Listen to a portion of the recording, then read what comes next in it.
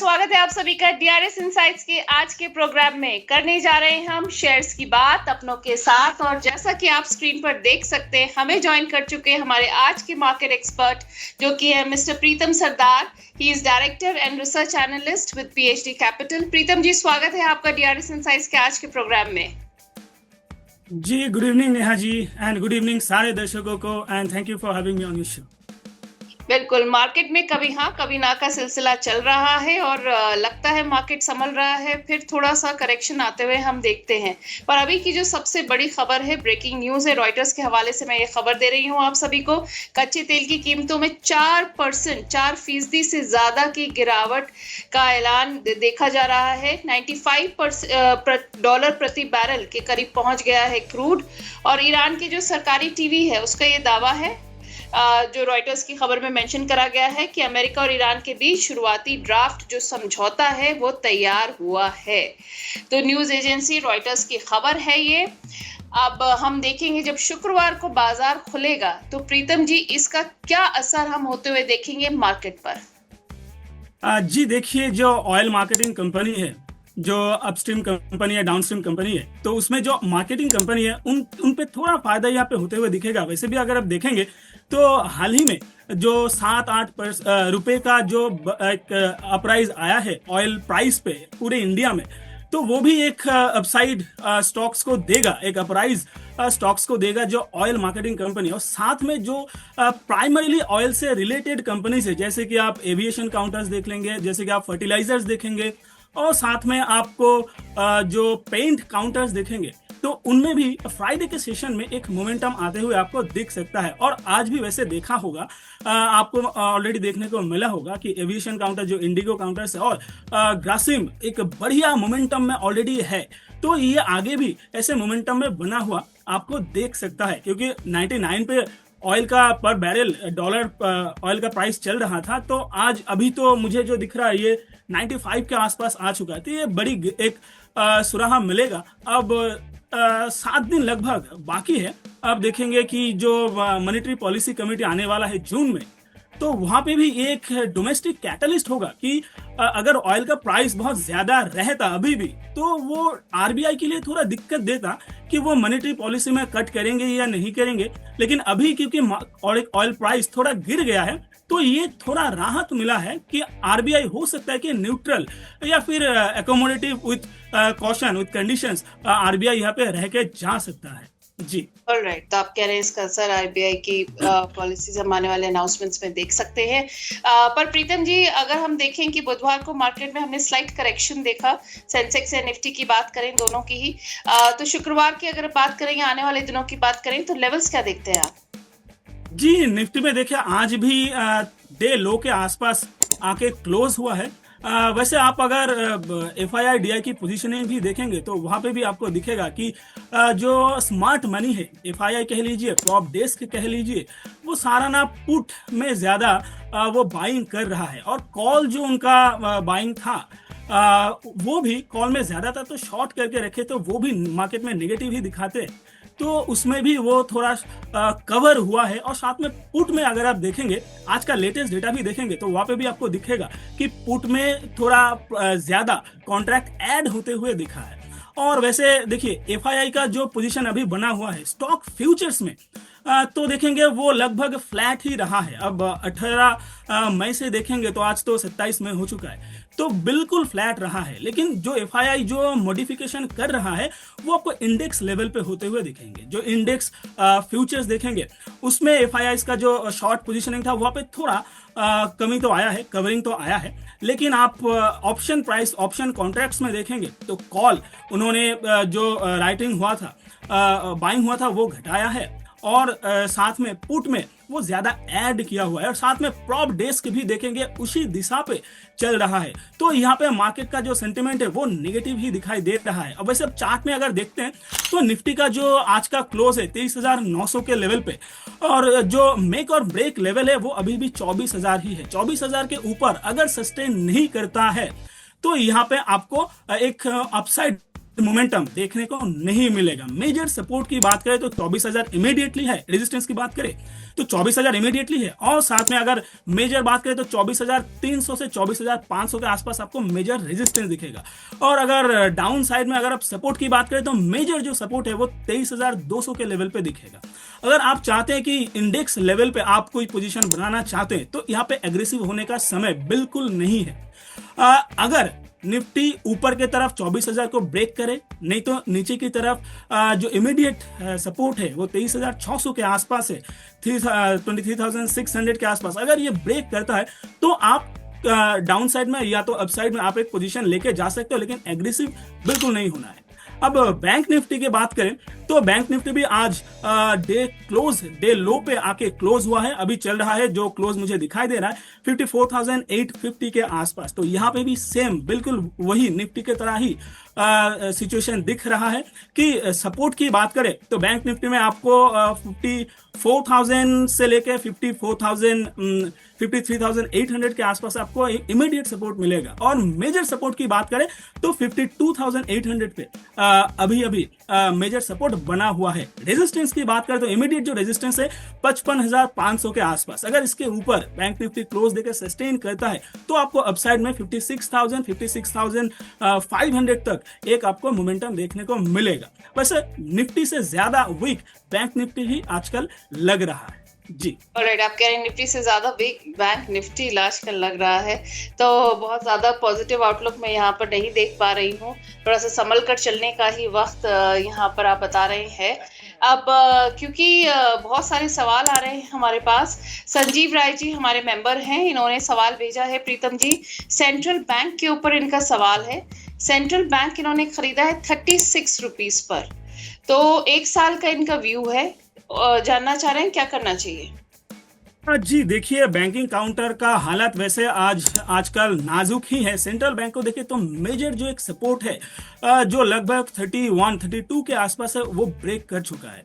तो यहाँ पे आपको निकलने का ही सलाह रहेगा। यहाँ पे कोई स्टॉप लॉस देना भी वो सुसाइड जैसा हो जाएगा। फिर भी अगर आप चाहते तो यहाँ पे आप एक 25 रुपीस के ऊपर तो मुझे कोई सपोर्ट वैसे दिख नहीं रहा। जो इमीडिएट सपोर्ट है वो टच होते हुए मुझे दिख रहा है, तो यहाँ पे निकलने का सलाह रहेगा। अगर आप रहना चाहते हो तो बिल्कुल, अगर कभी भी आपको एक थोड़ा सा भी अपराइज मिले, थोड़ा सा भी ऊपर में मोमेंटम दिखे, तो वहां पे भी आप निकलने की ही सोचिए। अच्छा, बहुत सारा और बैंक्स है तो वहां पे आप एक बार पोजीशन ढूंढने की कोशिश कीजिए, ज्यादा अच्छा रहेगा। ऑलराइट, तो आपने यहाँ पे बैंकिंग सेक्टर की बात करी और आप कह रहे हैं और अपॉर्चुनिटीज और बैंक्स में आपको दिख रहे हैं, तो थोड़ा सा बैंकिंग सेक्टर पर एक नजर डाल दीजिए प्रीतम जी हमारे दर्शकों के लिए, और बता दीजिए कौन से ऐसे बैंक्स हैं जहां आप कह रहे हैं और अच्छे हैं। जी बिल्कुल, देखिए बैंक निफ्टी की बात करें तो प्राइवेट सेक्टर्स का दबदबा बैंक निफ्टी पे ज्यादा है, और प्राइवेट सेक्टर्स को अगर देखेंगे तो ज्यादातर प्राइवेट सेक्टर काउंटर ना वो नेगेटिव ही चल रहा है। HDFC bank, ICICI bank, Kotak bank थोड़ा रेजिलिएंट तो लग रहा है अभी के सिचुएशन के हिसाब से। लेकिन मुझे जो एक काउंटर अच्छा लगता है प्राइवेट बैंक में वो है एक्सिस बैंक। एक्सिस बैंक को अगर आप देखेंगे तो बहुत बाकी काउंटर से थोड़ा रेजिलिएंट मुझे दिखाई दे रहा है। तो अगर आप चाहते हो प्राइवेट बैंक में रहना तो आप एक्सिस बैंक को चूज कर सकते हो। एक गैप अप के साथ एक्सिस बैंक आज दिखाए गैप डाउन के साथ, और अच्छा चला भी है। तो एक्सिस बैंक को आप देख के जा सकते हो अगर आपको पोजीशन बनाना है। और उसके सिवा भी और एक काउंटर जो मुझे अच्छा लगता है वो है आरबीएल बैंक। अगर बैंकिंग काउंटर्स में बात करें तो सबसे ज्यादा रेजिलिएंट लेवल्स आप बता देंगे प्रीतम जी, एंट्री लेवल, स्टॉप लॉस या टारगेट्स क्या देख रहे हैं आप, साथ साथ बता दीजिए। जी मैं एक बार बता देता हूँ। देखिए एक्सिस बैंक में, देखिए सारे एक्सिस बैंक में अगर आप एंट्री लेना चाहते हो तो आपको ट्रेडिंग के हिसाब से बिल्कुल यहाँ पे नहीं रहना है। अगर इमीडिएट लेवल पे आप एक बार पोजीशन बनाते हैं तो ये थोड़ा रिस्की हो जाएगा। मैं देखता हूँ कि थोड़ा नीचे अगर आता है एक्सिस बैंक 1303 के आसपास आज का क्लोज आया है, तो अगर 1270-1250 के आसपास मुझे एक्सिस बैंक मिलता है तो मैं यहाँ पे पोजीशन बनाने की सोचूंगा, और स्टॉप लॉस मेरा रहेगा लगभग 1220 के आसपास।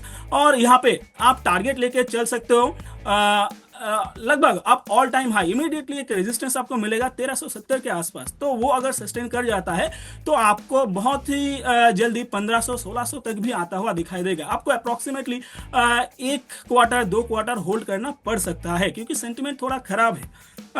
आरबीएल बैंक की बात करें, आरबीएल बैंक की बात करें तो ये काउंटर तो पूरे बैंकिंग इंडेक्स में मुझे सबसे ज्यादा अच्छा लगता है। और देखेंगे तो आरबीएल बैंक अभी चल रहा है 348 के लेवल पे, एक ब्रेकआउट देने की कोशिश किया है, कंसोलिडेशन फेज में था। और एक डिस्क्लेमर रहेगा कि इसमें ना हमारा रिकमेंडेशन भी था। तो यहाँ पे एक ब्रेकआउट दिया है, तो यहाँ पे आप एक शॉर्ट टर्म प्ले भी करके जा सकते हो, लॉन्ग टर्म के लिए भी आप यहाँ पे प्ले करके जा सकते हो। टारगेट्स, स्टॉप लॉस की बात करें, अगर आप शॉर्ट टर्म के लिए आना चाहते हो तो इसी लेवल पे अगर आप एंट्री लेते हैं तो आपका स्टॉप लॉस आएगा 315 के आसपास, और टारगेट आपको लगभग 440, 400 एंड 440 में भी आपको आता हुआ दिखाई देगा। शॉर्ट टर्म मतलब यहाँ पे मिड टर्म की मैं बात कर रहा हूँ, यहाँ पे भी आपको 1 से 2 क्वार्टर की आपको होल्डिंग करना पड़ सकता है। बैंक ऑफ इंडिया और एक काउंटर है जो मुझे लगभग आरबीएल की तरह ही अच्छा लगता है, तो मैं एक बार निकाल लेता हूँ। जी, बैंक ऑफ इंडिया, जी बैंक ऑफ इंडिया को भी देखेंगे, नीचे से एक प्रॉफिट बुकिंग एक आया है, लेकिन प्रॉफिट बुकिंग आने के बाद एक अच्छा बेस बनता हुआ बैंक ऑफ इंडिया में दिखाई दे रहा है। 147 के आसपास क्लोज दिया है, तो यहाँ पे इनसाइड बार्स बनाया है और बनाने के बाद एक बुलिश मारुबोजू कैंडल दिख रहा है। तो यहाँ पे भी आप एक पोजीशन बना के जा सकते हो, आपको आराम से 170 का टारगेट आपको मिल जाएगा 1-2 महीने के बीच में। जी, तो ये 3 काउंटर्स है जो बैंकिंग सेक्टर्स में मुझे बहुत अच्छा लगता है।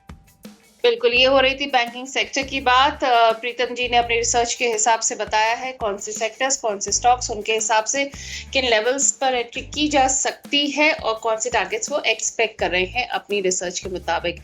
अब यहाँ पर अर्शद जी एक सवाल लेकर आए हैं प्रीतम जी, विशाल मेगा मार्ट और जीएमआर एयरपोर्ट पर इनका सवाल है, कह रहे हैं दोनों में ही फ्लो नहीं हो रहा है, तो क्या सलाह रहेगी? जी, विशाल मेगा मार्ट देखिए, आपका बाइंग कहाँ पे है मुझे नहीं पता, लेकिन काउंटर बहुत ही अच्छा लग रहा है वीकली चार्ट में भी। तो यहाँ पे एक प्रॉफिट बुकिंग आया था, लगभग पूरा ट्रेंड का लगभग 100% रिट्रेस किया है, अब यहाँ से एक ऊपर जाता हुआ मुझे दिखाई दे रहा है। तो यहाँ पे बिल्कुल आपको होल्ड करने का सलाह रहेगा। आप एक स्टॉप लॉस यहाँ पे लगा के जा सकते हो, जो आएगा लगभग 1110 के लेवल पे, 1110, 1115 के लेवल पे। अगर आप शॉर्ट टर्म में यहाँ पे स्टॉप लॉस देखेंगे तो यहाँ पे ये स्टॉप लॉस लगा के आप बिल्कुल काउंटर को होल्ड कर सकते हो। काउंटर अच्छा लग रहा है, एक रेजिलियंस यहाँ पे दिखाई दे रहा है। और जीएमआर एयरपोर्ट, जी जीएमआर एयरपोर्ट में भी देखेंगे जी, काउंटर बहुत रेजिलियंट लग रहा है। मार्केट में सारा कुछ जब गिर रहा है, काउंटर नहीं गिर रहा। तो यहाँ पे भी अगर आपका पोजीशन है तो यहाँ पे होल्ड करने का सलाह रहेगा। फ्रेश अगर आप बाइंग करना चाहते हो तो वो भी यहाँ पे आप करके जा सकते हो। आपका यहाँ पे फर्स्ट टारगेट जो रहेगा 103 का आपका फर्स्ट टारगेट रहेगा। सेकेंड टारगेट आपका ऑल टाइम हाई के आसपास रहेगा। स्टॉप लॉस जो है वो आपको लगभग 92 के आसपास स्टॉप लॉस मेंटेन करके फ्रेश बाय भी आप कर सकते हो। अगर आपके पास है तो 92 पे ही आप स्टॉप लॉस लगा के इसको होल्ड कर सकते हो। ऑलराइट, स्टॉप लॉस की महत्वता यहाँ पर बता रहे हैं। स्टॉप लॉस बहुत इंपॉर्टेंट है ताकि आप लोग सोचकर समझकर आगे बढ़ें। पैसा है आपका तो आपको थोड़ा कॉशियस भी रहना चाहिए उसके साथ। अब यहाँ पर नीरज गर्ग जी सवाल लेकर आए हैं स्टार हेल्थ पर। प्रीतम जी, स्टार हेल्थ इन्होंने खरीदा हुआ है 536 के रेट पर। टारगेट और स्टॉप लॉस जानना चाह रहे हैं, शॉर्ट टर्म का व्यू है इनका। जी शॉर्ट टर्म में देखें तो यहाँ पे एक प्रॉफिट बुकिंग आता हुआ दिखा है। ये काउंटर यहाँ पे कंसोलिडेशन में जा सकता है। और शॉर्ट टर्म में देखें तो 1 महीना तो मिनिमम आपको यहाँ पे होल्ड करना पड़ेगा आपके लेवल तक आने के लिए। वैसे लेवल आपने क्या बताया था मैम? 536 पर इनकी बाइंग। तो ज्यादा नीचे अभी तक नहीं आया, आप यहाँ पे होल्ड कीजिए। वैसे सपोर्ट की बात करें तो आप आवरली एक स्टॉप लॉस लगा के जा सकते हो यहाँ पे, जो आ रहा है 517 के लेवल पे। तो यहाँ पे शॉर्ट टर्म के लिए आप एक आवरली चार्ट के हिसाब से मैं बता रहा हूँ, तो यहाँ पे एक स्टॉप लॉस लगा के आप बिल्कुल जा सकते हो। लेकिन आपको यहाँ पे मिनिमम 1 महीना होल्ड करना पड़ेगा प्रॉफिट देखने के लिए। नहीं तो आप यहाँ पे बस इसी लेवल को आप स्टॉप लॉस लगा के आप होल्ड करते रहिए। काउंटर अच्छा लगता है, बस थोड़ा कंसोलिडेशन में जाता हुआ मुझे दिख रहा है। ऑलराइट, तो ये हो गई स्टार हेल्थ पर राय नीरज जी आपको। अब शिखा कजारिया जी हैं सर, थॉमस कुक पर इनका सवाल है। थॉमस कुक इन्होंने खरीदा हुआ है 171 के रेट पर। कह रही हैं अभी वेट करना चाहिए या एग्जिट करने का वक्त आ गया है? जी देखिए, काउंटर तो बिल्कुल मरा हुआ है, लगातार लोअर लो लोअर हाई लगाते हुए नीचे आ रहा है। आपको यहाँ से पहले निकल जाना चाहिए था। बहुत ऊपर आपका बाइंग है 171 और चल रहा है काउंटर 92 पे। और ये मेजर जो सपोर्ट है उसको भी मैं इसको ब्रेक करता हुआ दिख रहा हूं। और अगर ये 90 का लेवल अगर ये ब्रेक करता है तो काउंटर मैं 75 के आसपास देख रहा हूं। तो अगर तब तक आपका होल्ड करने का कैपेबिलिटी है तो आप होल्ड कर सकते हो। मेरा राय रहेगा कोई भी यहाँ पे उछाल मिले तो वहां पे निकल जाइए, आपका पैसा जो भी है वो सेफ रहेगा जी। और भी बहुत सारा काउंटर है, वहां पे आप ढूंढिए तो वो ज्यादा अच्छा रहेगा। बिल्कुल शिखा जी, तो ये हो गई आपको थॉमस कुक पर आए। मैं यहाँ पर हमारे सारे व्यूअर्स को बता दूं कि प्रीतम जी की जो खासियत है कि वो बिल्कुल आम आदमी और आम ट्रेडर की भाषा में समझाने की कोशिश करते हैं ताकि लोगों को कोई भी दिक्कत ना आए समझने में। और मेरे ख्याल से यही आपकी खासियत है यहाँ पर। अब नए निवेशक हैं कि उनको कॉम्प्लिकेटेड टर्म समझ में नहीं आते, तो उनके लिए एक आसान रहता है समझना भी। अब अर्षद जी टेक्सटाइल पर सवाल लेकर आए हैं प्रीतम जी। टेक्सटाइल इन्होंने खरीदा है 108 के रेट पर, तो क्या सलाह रहेगी इनको? टेक्सटाइल, हाँ 108 की इनकी बाइंग है, 108। जी यहाँ पे एक डेड कैट बाउंस आया था, 108 का बाइंग है। और या तो आप अभी अभी बाई किए हो, नहीं तो आपके बाइंग रेंज पे ये आ चुका है। काउंटर और भी नीचे आता हुआ मुझे दिखाई दे रहा है। तो अगर आप यहाँ से, क्योंकि आपका ऑलरेडी कॉस्ट टू कॉस्ट आ चुका है, यहाँ से आप निकलने की सोचिए। काउंटर और थोड़ा नीचे आते हुए दिखाई दे रहा है। और अगर आप लॉन्ग टर्म में यहाँ पे बने रहना चाहते हो तो एक स्टॉप लॉस जो आपको डेली चार्ट के हिसाब से आ रहा है वो है 100 लगभग 100 के लेवल पे। तो 100 के लेवल पे 104 या तो 100 के लेवल पे आप एक स्टॉप लॉस लगा के इसको होल्ड कीजिए। अगर ये टूट जाता है तो बिल्कुल यहाँ से निकलने का सलाह इमीडिएटली रहेगा। वैसे अगर आप अभी अभी निकल सकते हैं तो ये ज्यादा अच्छा रहेगा। ओके, तो ये हो गई आपको सलाह टेक्सटाइल पर। अब शिखा कजारिया जी सर पाइन लैब्स पर सवाल लेकर आई हैं, PINE पाइन लैब्स। इन्होंने खरीदा हुआ है 180 पर, 180 की इनकी बाइंग है, लॉस में है, तो क्या करना चाहिए इन्हें? जी एक डिस्क्लेमर है कि हम कुछ बिल्ड्स कर रहे हैं क्लाइंटों के लिए ऐप वगैरह। तो वहाँ पे हमने ना पाइन लैब के साथ अभी हमारा बातचीत चल रहा है।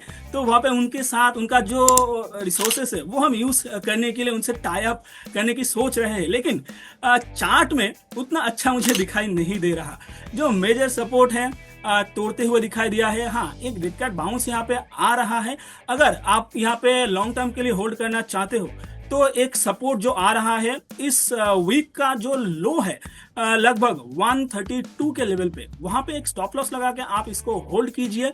देखिए एक दिक्कत यहाँ पे ये आएगा कि एक हफ्ते पहले अब अगर आप देखेंगे वीकली चार्ट पे तो यहाँ पे बड़ा मारूबुजू रेड कैंडल यहाँ पे बना था। तो अगर काउंटर यहाँ से एक पुल बैक दिखाता भी है तो हो सकता है कि 170 के लेवल पे फिर से प्रॉफिट बुकिंग आ जाए। तो अगर आपको यहाँ पे रहना है तो याद रखिए 170 का लेवल एक क्रूशियल लेवल है, वहां पे आता है तो या तो आप प्रॉफिट बुक करने के लिए सोचे। अगर वहां से रिजेक्शन लेता है तो, अगर सस्टेन कर जाता है तो काउंटर आपको 200 भी टच करते हुए दिखेगा। ऑलराइट, अब प्रीतम जी ने डिस्क्लेमर के साथ आपको राय दी है, तो इस पर जरूर आप लोग कहते हैं अपना नजर रखिएगा। और साथ में संजीव राय जी का मैं सवाल लेकर आ रही हूँ। IRCTC पर इनका सवाल है, कह रहे हैं 545 की इनकी बाइंग है, 1 साल का व्यू है, क्या करना चाहिए? जी देखिए, रेलवे काउंटर्स में जो जूस था वो पहले ही सब लोगों ने पी लिया, राइट। और अभी बस क्या ही बताऊं कि यहाँ पे है कुछ नहीं।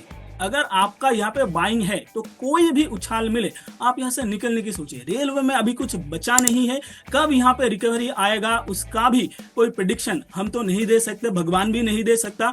देखिए बात है कि 2023-24 के आसपास अगर देखते तो वहां पे रेलवे काउंटर को लेके इतना गवर्नमेंट से भी इतना पुश आया था, तो ये जो पुश था ये 3-4 साल 5 साल तक चलने वाला था, लेकिन लोगों में हाइप इतना ज्यादा बन चुका था कि 5 साल में जो होना था वो एक ही साल में 2 ही साल में सारा कुछ निकाल लिया गया। तो इसीलिए देखिए जो पिक बनाया है सारे रेलवे काउंटर्स, उसके बाद जो इतना नीचे आ चुका है, अभी चलने का कोई यहाँ पे मोमेंटम तो मुझे दिख ही नहीं रहा।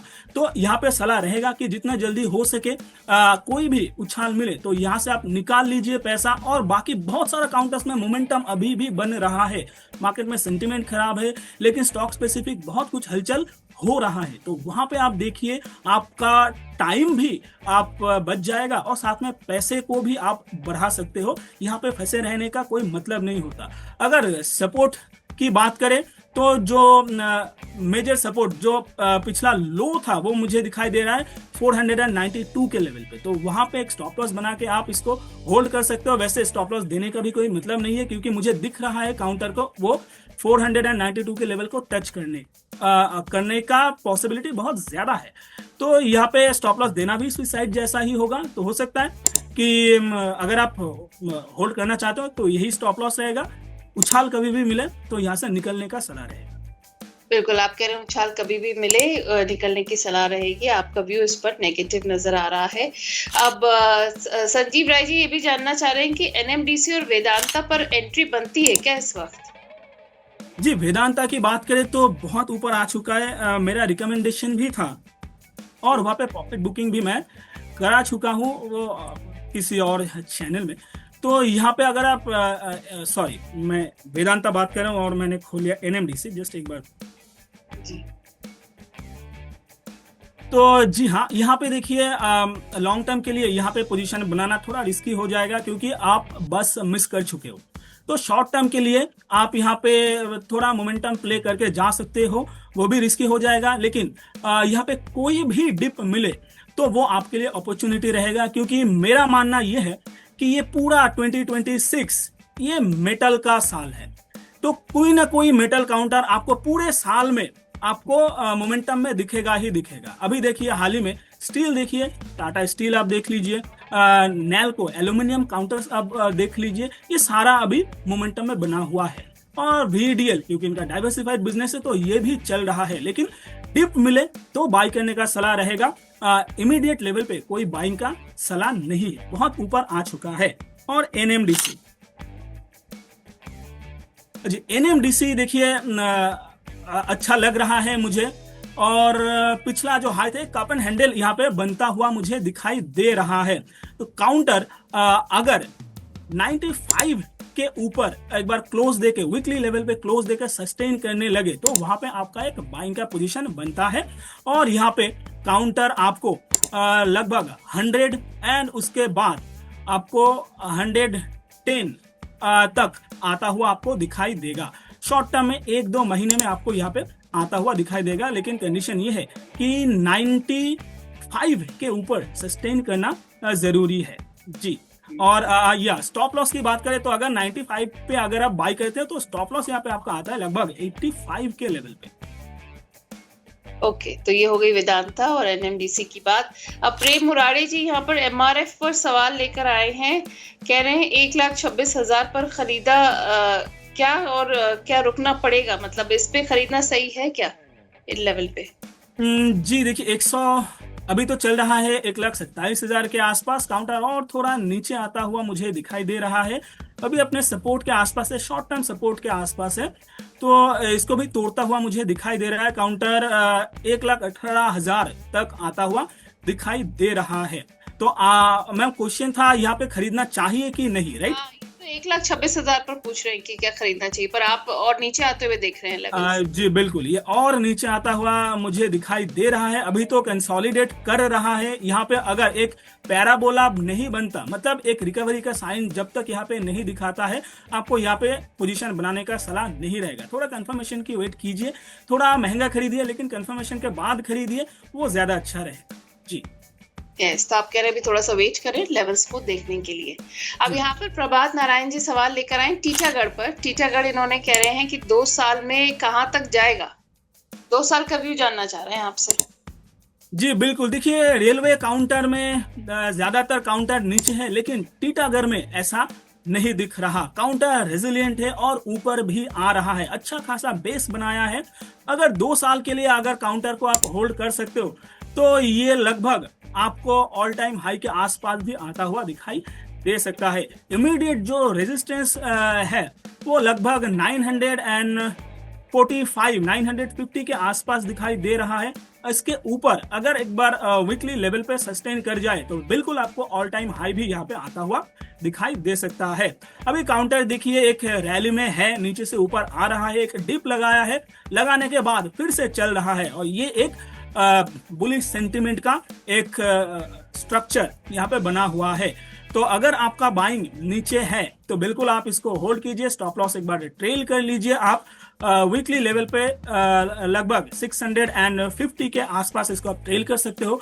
अगर आप न्यू बाइंग करना चाहते हो तो एक कंडीशन पे यहाँ पे आप बाइंग करके जा सकते हो कि अगर काउंटर 950 के ऊपर सस्टेन करे तो आपको ऑल टाइम हाई आते हुए दिखेगा, वरना आपको यहाँ पे एक शॉर्ट टर्म प्ले आप करके यहाँ पे जा सकते हो 930 तक। जी बिल्कुल, तो ये हो गई सलाह, टीटागढ़ की भी बात हो गई यहाँ पर। अब यहाँ पर मैं हमारे दर्शकों को एक बार फिर से याद दिला दूं कि आप हमारा मेंबरशिप लिंक कमेंट बॉक्स में पिन देख सकते हैं, वहां पर जाकर आप मेंबरशिप ले सकते हैं और हमारे गेस्ट से आप अपने सवाल पूछ सकते हैं।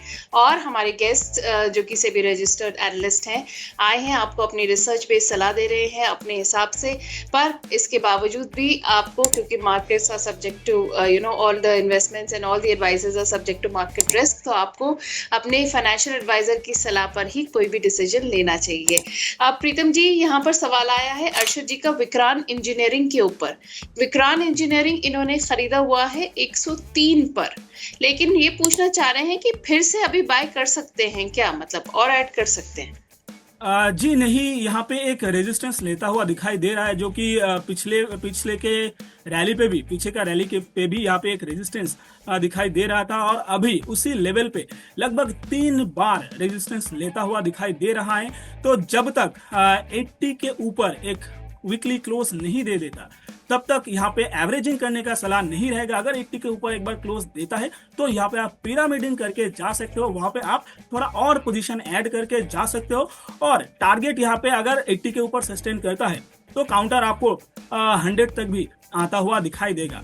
यहाँ पे आपको 2-3 महीने के लिए होल्ड करके जाना पड़ सकता है, लेकिन कंडीशन ये है 80 के ऊपर सस्टेन करना इसके लिए जरूरी है, क्योंकि 3 बार इसी लेवल पे, इसी जोन पे रेजिस्टेंस ले चुका है, तो यहाँ से गिरने का भी चांसेस है। तो स्टॉप लॉस की बात करें तो यहाँ पे एक ही स्टॉप लॉस जो कि थोड़ा डीप हो जाएगा, लेकिन उससे पहले मुझे कोई स्टॉप लॉस नहीं दिख रहा लॉन्ग टर्म के लिए, वो है 63। और अगर शॉर्ट टर्म के लिए अगर आप देखते हैं तो डेली लेवल पे आप यहाँ पे एक स्टॉप लॉस लगा के जा सकते हो लगभग 68 के आसपास। तो ये रहेगा स्टॉप लॉस, और वेट कीजिए, कंडीशन आप याद रखिए, तो इस हिसाब से आपको पोजीशन मेंटेन करना है। जी बिल्कुल, थोड़ा सा संभल कर चलना है और थोड़ा सा देखते हुए लेवल्स को। अब आनंद भूषण जी सवाल लेकर आए हैं सर एडीएसएल पर। एडीएसएल इन्होंने खरीदा हुआ है 133 के रेट पर, तो जानना चाह रहे हैं क्या करना चाहिए इन्हें? जी देखिए, एक रेजिस्टेंस सेम लेवल पे जहाँ पे ऑलरेडी 2 बार रेजिस्टेंस ले चुका है, तो वहीं से फिर से रेजिस्टेंस लेता हुआ दिखाई दे रहा है। काउंटर ऑलरेडी लोअर लो लोअर हाई बनाते हुए नीचे आ रहा है, तो यहाँ पे जो भी बाउंस आएगा, ये सारे दर्शकों को लिए ना मैं एक बार ये बताना चाहूंगा कि जब भी काउंटर ऊपर से नीचे आ रहा है और आते समय एक पुल बैक दिखा रहा है, आपको यहाँ पे कॉशियसली इसको ऑब्जर्व करना है कि हो सकता है कि ये एक डेड कैट बाउंस हो, और यहाँ पे वही देखने को मुझे मिल रहा है। तो काउंटर और नीचे आता हुआ, प्रॉफिट बुकिंग आता हुआ मुझे दिखाई दे रहा है। तो यहाँ पे फ्रेश पोजीशन बनाने का कोई सलाह नहीं रहेगा। अगर आपके पास है तो आप एक स्टॉप लॉस यहाँ पे लगा के चलिए, जो आएगा लगभग 116 के लेवल पे। तो यहाँ पे स्टॉप लॉस लगा के आप होल्ड कर सकते हो जिनके पास है। फ्रेश पोजीशन यहाँ पे बनाने का सलाह कुछ नहीं रहेगा। ऑलराइट, फ्रेश पोजीशन की आपके सलाह नहीं है, पर अभी होल्ड करने के लिए आपने लेवल्स बता दिए हैं। अब पूनम जी का सवाल आया है ग्रो पर। ग्रो और BEML दोनों में जानना चाह रही हैं कि क्या करना चाहिए। लेवल्स कुछ बताए नहीं है इन्होंने।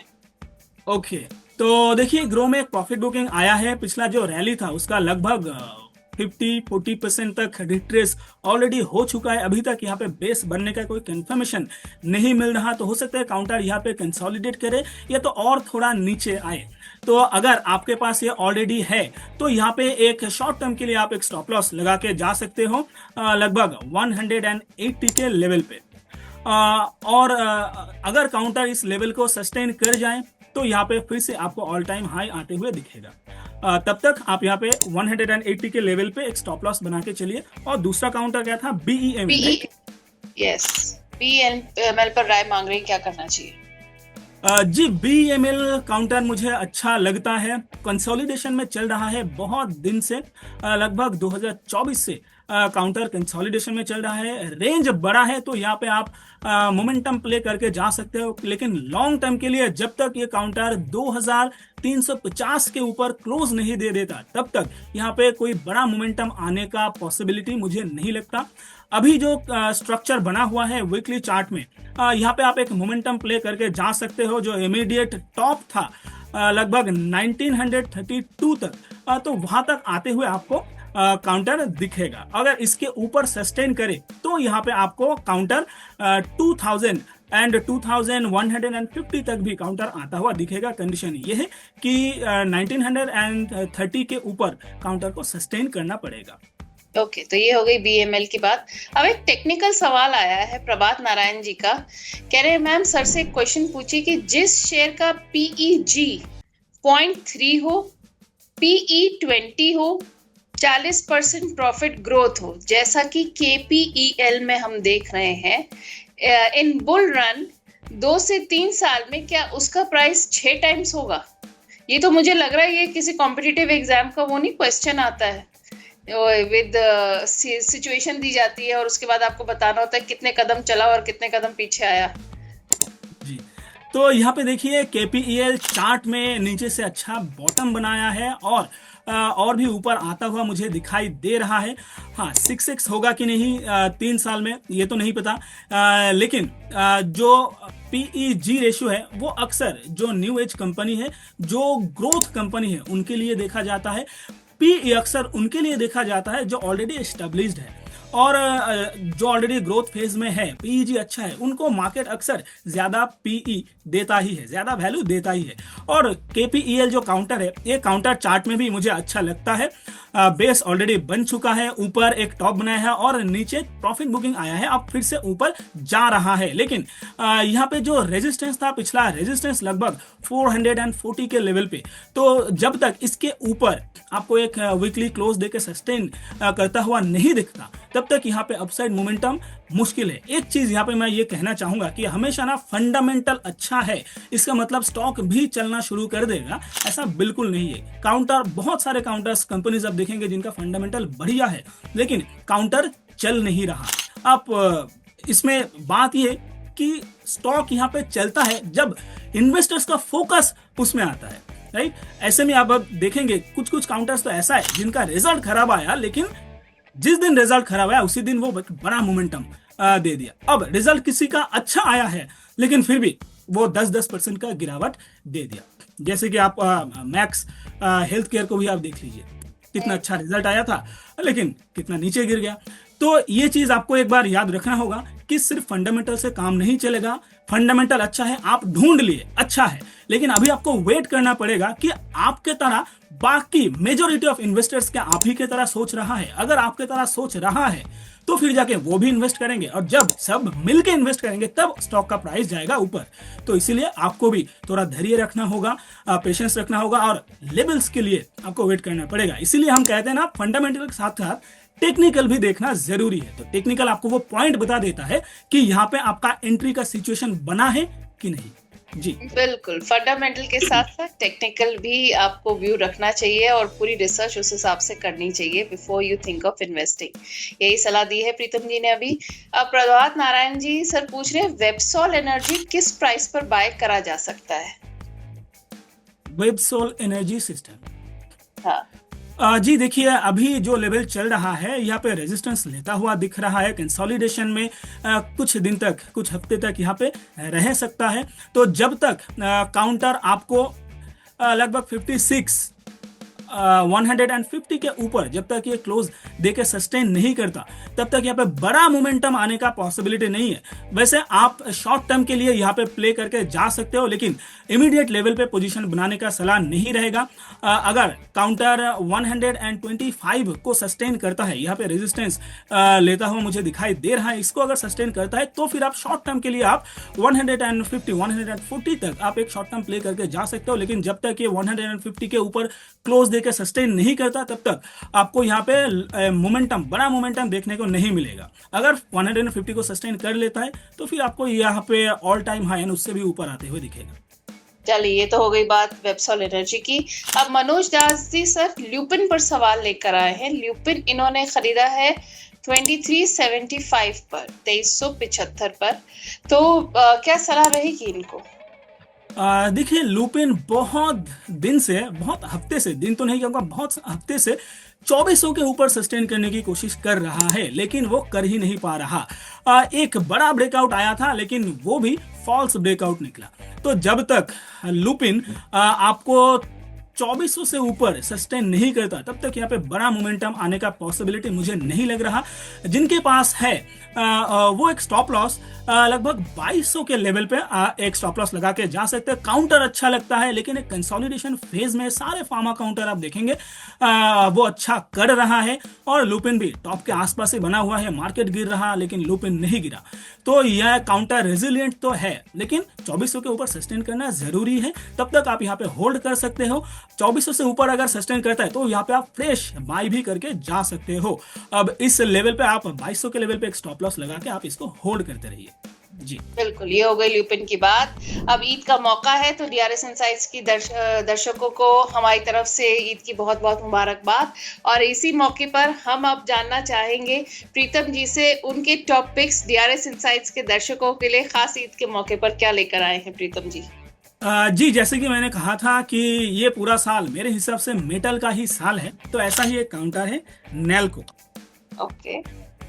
तो नेल्को पे अगर आप देखेंगे बहुत ऊपर आया था, एक प्रॉफिट बुकिंग भी छोटा सा आया था, इनसाइड बार्स बनाया 3 हफ्ते से, अभी फिर से ब्रेकआउट देने के मूड पे है। तो यहाँ पे आप एक पोजीशन अगर बना के जा सकते हो, तो यहाँ पे आपको, क्योंकि ऑल टाइम हाई पे ऑलरेडी है, तो यहाँ पे आप अगर शॉर्ट टर्म के लिए भी देखते हैं तो मिनिमम 5 से 6% का आपको यहाँ पे प्रॉफिट देखने को मिल जाएगा।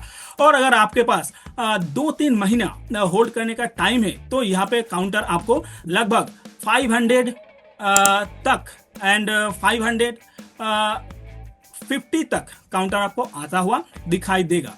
और स्टॉप लॉस की बात करें तो 395 के लेवल पे आपको एक स्टॉप लॉस मेंटेन करना होगा। यहाँ पे टारगेट मैं 2 हिस्से में बांटना चाहूंगा, ताकि आप 50% प्रॉफिट बुक कर लीजिए, ताकि काउंटर ब्रेकआउट देने में फेल भी कर जाए तो वहां पे आपका कैपिटल का नुकसान ना हो। तो पहला टारगेट यहाँ पे आपका रहेगा लगभग 475 के लेवल पे, एंड सेकेंड टारगेट आपका रहेगा 550 के लेवल पे। स्टॉप लॉस रहेगा आपका 395 के लेवल पे। जी, नाल्को ही है आपके आज टॉप पिक्स? जी नाल्को, जी बिल्कुल। वैसे बहुत सारा काउंटर्स तो है, लेकिन उसमें से ये काउंटर बहुत ही अच्छा लग रहा है। वैसे एनर्जी काउंटर्स में अगर आप देखें, एनर्जी सेक्टर में, तो वहाँ पे भी बहुत सारा काउंटर्स मुझे अच्छा लगता है। एक मैं बताना चाहूंगा जो है, तो हाँ अच्छा रहेगा जी। आप देखिएगा सेमेंस, टिकट प्राइस थोड़ा ज्यादा है। सेविंग्स सेमेंस, अच्छा, सीमेंस या सीमेंस, सॉरी अगर प्रोनाउंसिएशन में थोड़ा गड़बड़ी नहीं नहीं, वो इट्स ओके, मेरा भी प्रोनाउंसिएशन अलग हो सकता है आपसे। तो जिस सीमेंस अगर आप देखें तो लगातार यहाँ पे बस एक कंडीशनल रहेगा कि काउंटर अगर 4000 के ऊपर सस्टेन करने लगे तो फिर यहाँ पे एक बढ़िया मोमेंटम आपको दिख सकता है। काउंटर आपको 5000, 4500, 5000 तक भी आता हुआ दिखाई देगा। लगातार 4 बार इसी लेवल पे 4000 के ऊपर सस्टेन करने की कोशिश किया है लेकिन नहीं कर पाया, वापस से आया है, रिजेक्शन मिला है, लेकिन रिजेक्शन मिलने के बाद फिर से यहाँ पे मोमेंटम दिखाई दे रहा है। तो यहाँ पे आप चाहो तो एक बाई करके जा सकते हो। बस 4000 के ऊपर सस्टेन करना वो एक कंडीशन रहेगा। बाकी आपका लेवल यहाँ पे 4500, 5000 तक भी यहाँ पे आता हुआ दिखाई देगा। स्टॉप लॉस की बात करें तो जो रिसेंट डिप का लो है वीकली चार्ट में आप देखेंगे तो ये लगभग है 3500 के आसपास। तो वहां पे आपको एक बार एक स्टॉप लॉस मेंटेन करना होगा। तो ये दो काउंटर बहुत ही अच्छे लगता है। अब देखिए ऑयल में क्राइसिस है तो ऐसे में ऑल्टरनेटिव एनर्जी एक पावरफुल सेक्टर हो सकता है और सीमेंस ऐसे ही एक काउंटर में अपना ऑपरेट करता है। तो और मेटल काउंटर, क्योंकि पूरे साल में मेरा व्यू पॉजिटिव है, तो ये दो काउंटर में आप बिल्कुल एक पोजीशन बना के जा सकते हैं। तो हो गई ये नाल्को और सीमेंस की बात। अब प्रीतम जी कोई ऐसे सस्ते स्टॉक्स हैं जो इस समय आपको लग रहा है पोटेंशियल रख रहे हैं और कुछ बड़ा धमाका दिखा सकते हैं? जी सस्ता तो है, जैसे कि सुजलोन, वो भी एनर्जी सेक्टर से ही है। अभी काउंटर बढ़िया है। एक बार मैं चार्ट एक बार निकाल लेता हूँ। सुजलोन अगर देखें तो अभी 57 पे चल रहा है और यहाँ पे भी सेम तरीके का एक पैटर्न दिख रहा है। तो लगातार लोअर लो लोअर हाई एक मैक्रो ट्रेंड हमें दिख रहा था। अभी बेस बन चुका है, ऊपर में रेजिस्टेंस भी ले चुका है लगभग 58 के लेवल पे। अब वापस से घूम के एक डिप लगाने के बाद वापस से 58 को टेस्ट कर रहा है। तो ये काउंटर यहाँ से ब्रेकआउट देगा ऐसा मेरा मानना है। और ब्रेकआउट अगर यहाँ पे देता है तो काउंटर आपको 72 तक भी जाता हुआ दिखाई दे सकता है। तो ये एक सस्ता काउंटर रहेगा। यहाँ पे आप टारगेट को 2-3 पार्ट्स में डिवाइड कर लेंगे तो ज्यादा अच्छा रहेगा। तो फर्स्ट टारगेट आपको यहाँ पे 62 के आसपास देखने को मिलेगा। वहां पे आए तो आप थोड़ा प्रॉफिट बुक कर लीजिए। फिर आप 67 पे और एक टारगेट लगा लीजिए। 72 आपका फाइनल टारगेट रहेगा। वहां पे एक रेजिस्टेंस मुझे दिख रहा है, तो 72 तक वेट ना करके आप 70 तक देखेंगे तो वो ज्यादा सेफ रहेगा। तो ये काउंटर है, इसको भी आप ऑब्जर्व करके जा सकते हैं। पोजीशन भी अगर बनाना चाहते हैं तो फ्राइडे के सेशन पे आप पोजीशन भी बना के जा सकते हो। वैसे एक चीज ध्यान में रखिएगा कि मार्केट में अभी ज्यादा एग्रेसिव होने का टाइम नहीं है। स्टॉक स्पेसिफिक बहुत कुछ चल रहा है, लेकिन एग्रेसिव बहुत ह्यूज क्वांटिटी लेने का सलाह यहाँ पे मेरा नहीं रहेगा। जी बिल्कुल, यहाँ पर आप कह रहे हैं सोचकर संभल कर ही आगे इन्वेस्ट करें। अब एक बड़ा मजेदार कमेंट आया, मैं आपको पढ़कर सुनाती हूँ। प्रीतम जी आप ही के लिए आया है। सावित्री देवी जी हैं, ये आपको पहली बार सुन रही हैं हमारे प्लेटफॉर्म पर। इन्होंने आपको किसी और प्लेटफॉर्म पर सुना नहीं है, तो कह रही हैं प्रीतम सर का एनालिसिस सुनने में अच्छा लग रहा है। और कह रही है थैंक यू नेहा मैम उनको बुलाने के लिए, और हम उनको सुन पा रहे हैं तो अच्छा लग रहा है। जी थैंक यू नेहा मैम, ये मौका मुझे देने के लिए। सारे दर्शकों को थैंक यू। आप हमारे शो पर आए, आपने हमारे दर्शकों के सवालों का जवाब दिया, आप हमारे साथ टॉपिक्स शेयर करें। Thank you so much for joining us today Pritam ji. और जाने से पहले डिस्क्लेमर चाहूंगी आपसे। जी जितने भी स्टॉक्स को लेके मैंने डिस्कस किया है, हो सकता है वो क्लाइंटों के पोर्टफोलियो में हो, लेकिन मेरा या फिर पीएचडी कैपिटल के पोर्टफोलियो में ये काउंटर्स नहीं है। Investment in securities market are subject to market risk. Read all the related documents carefully and अब अपने फाइनेंशियल एडवाइजर से भी सलाह लेके फिर इन्वेस्ट कीजिए। Registration guaranteed by SEBI, membership of BSC, certification of NISM, no way guarantee any profit और assure any profit to the investors. Thank you ma'am बुलाने के लिए, और थैंक यू सारे दर्शकों को एनालिसिस जो भी है कमेंट्री अच्छा कमेंट्री करने के लिए। जी thank you. Thank you so much, Preetham ji, for being part of the show today. And thank you to all our viewers. आपके जो भी suggestions हो हमें comment box में जरूर भेजिएगा. और जैसा कि प्रीतम जी ने कहा, सोच कर समझ कर ही इन्वेस्ट कीजिए और इन्वेस्ट करने से पहले अपनी खुद की रिसर्च और अपने फाइनेंशियल एडवाइजर की सलाह जरूर ले लें. और उसके बाद भी अगर आपको लगता है कि आपको किसी एक्सपर्ट की सलाह चाहिए, आपको अपना पूरा पोर्टफोलियो रिव्यू कराना है, तो DRS इनसाइट्स आपके साथ है. उसमें DRS इनसाइट्स की जो सपोर्ट मेंबरशिप है, आप उसको लेकर अपना पूरा पोर्टफोलियो रिव्यू करा सकते हैं, वो भी मार्केट एक्सपर्ट से. हम नहीं, मार्केट एक्सपर्ट ही रिव्यू करेंगे आपका पोर्टफोलियो. तो DRS इनसाइट्स की सपोर्ट मेंबरशिप पर अपग्रेड कीजिए. हमारा जो व्हाट्सएप नंबर है उस पर जाकर आप हाय, हेलो और एनी मैसेज के थ्रू आप हमसे कनेक्ट कर सकते हैं. फिर हमारी टीम आपके साथ कनेक्ट हो जाएगी और आपका पूरा पोर्टफोलियो हम रिव्यू कराएंगे मार्केट एक्सपर्ट के द्वारा और आपको मिलेगी सही टाइम पे सही सलाह. Thank you so much for watching. नमस्कार.